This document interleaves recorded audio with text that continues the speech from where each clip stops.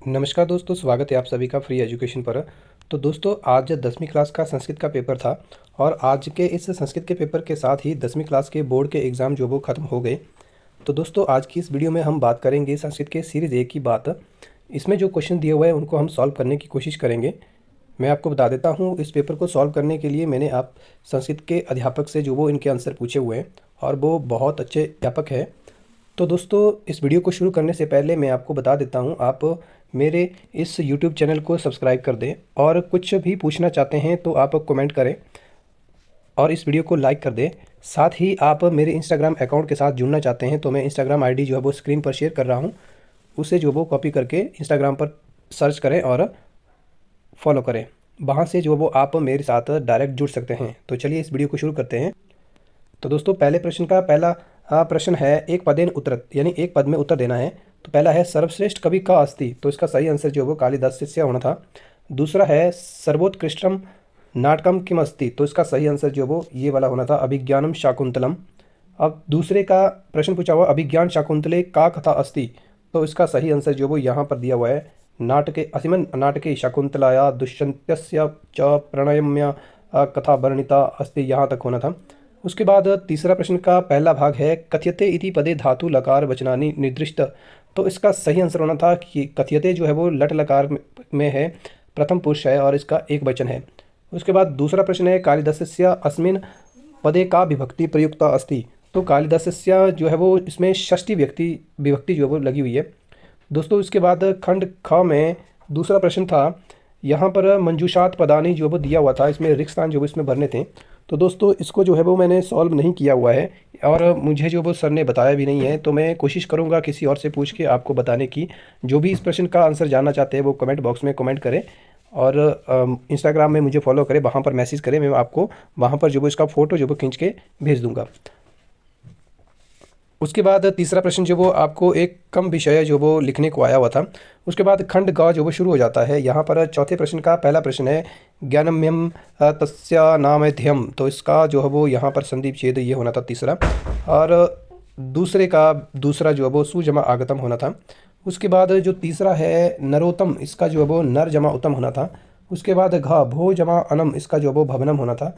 और ये जो आपका पाँचवा है इसका क जमा अर्थे होना था। उसके बाद पांचवा प्रश्न शुरू हो जाता है, तो इसमें जो आपका पवित्र जलम गंगा नद जमा ईप जो वो इसका सही आंसर नदी होना था। और उसमें दूसरे का यहाँ पर चौथा आंसर जो वो सही होना था और तीसरे प्रश्न का तीसरा ऑप्शन जो वो सही होना था खाद जमा कतबा। उसके बाद चौथा है इसका सही आंसर जो वो ऑप्शन है धर्म जमा इक होना था। और उसके बाद पाँचवें का पहला जो वो सही आंसर होना था। दोस्तों, उसके बाद प्रश्न नंबर 6 शुरू होता है पठंत इतस्य पद परिचयम, तो दोस्तों यहाँ पर जो है वो इसका सही आंसर दूसरा होना था। उसके बाद छठे का ख भाग है गच्छामि इतस्य पद परिचयम, तो इसका सही आंसर जो वो पहला होना था और ग का भी पहला ऑप्शन जो वो सही होना था। उसके बाद घ है लताए इतस्य पद परिचयम, तो इसका सही आंसर जो वो दूसरा भाग होना था, दूसरा ऑप्शन होना था। उसके बाद जो आपका पांचवा है इसका दूसरा ऑप्शन जो वो सही होना था। तो दोस्तों, उसके बाद प्रश्न नंबर 7 आता है, यहाँ पर अधोलिखितम समयम संस्कृतम भाषायाम लिखतम, तो यहाँ पर आपको समय दिया हुआ है, इसको आपने संस्कृत भाषा में लिखना था।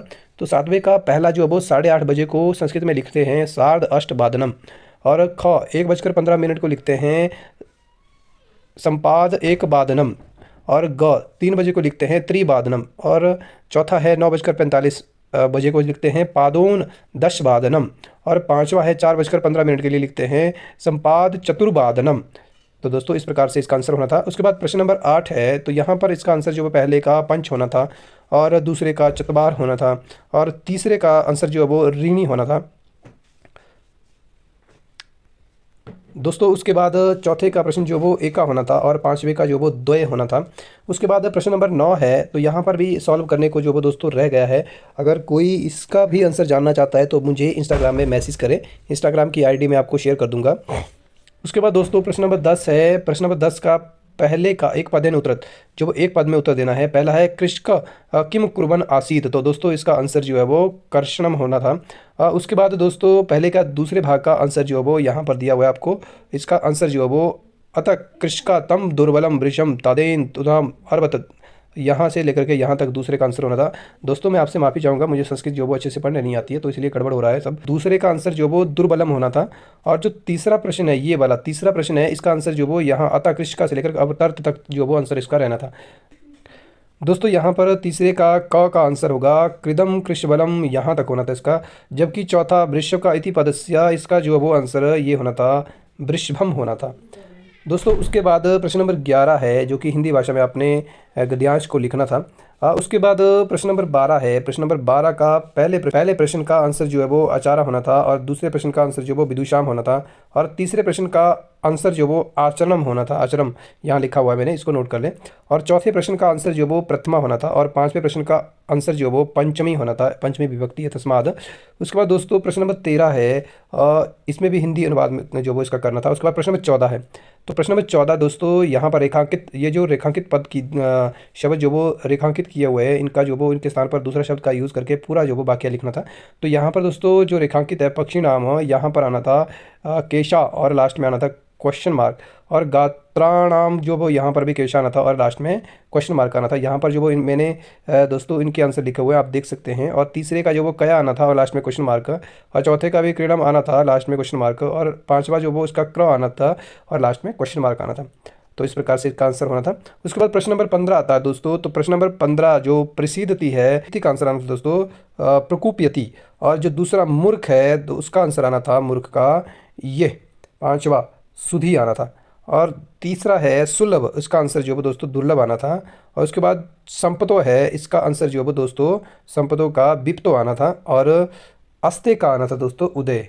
तो उसके बाद प्रश्न नंबर 16 है दोस्तों। 16 जो वो सॉल्व करके यहाँ रखा हुआ है। सलीलम का जल्लम आना था, और इसका ये आना था, तीसरे का ये आना था दोस्तों। पहले का सलीलम आना था, दूसरे का रसालम आना था, कुटिलम का बक्रम आना था, प्रस्तरम इस तरह से आना था, और ये पांचवे का ये आना था।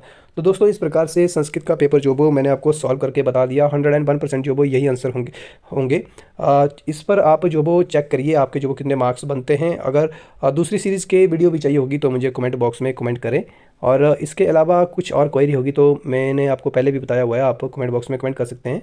और इंस्टाग्राम आईडी में शेयर कर रहा हूँ, उसमें आप मुझे मैसेज करके जो है वो कुछ भी मेरे से जान सकते हैं। तो दोस्तों वीडियो को यहीं पर समाप्त करते हैं। धन्यवाद।